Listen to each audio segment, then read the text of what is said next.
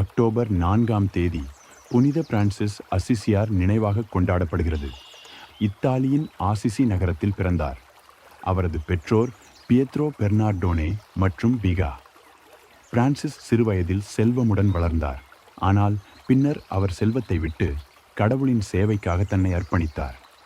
அவர் இயற்கை மற்றும் அனைத்து உயிரினங்களின் பாதுகாவலராக திகழ்கிறார்.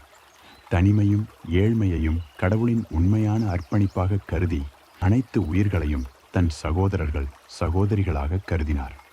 அவரது நம்பிக்கை வார்த்தைகள்: ஆண்டவரே, உமது கரங்களில் என்னை அமைதியின் கருவியாக பயன்படுத்துங்கள். ஜெபம். புனித பிரான்சிஸ் அசிசியாரே, உங்கள் எளிய வாழ்க்கை மற்றும் அன்பு வழியே எங்களை வழிநடத்துங்கள்.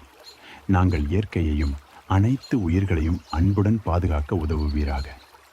இயேசுவின் பாதையில் எளிமையுடனும் அன்புடன் வாழ உதவிடுவீராக. ஆமென்.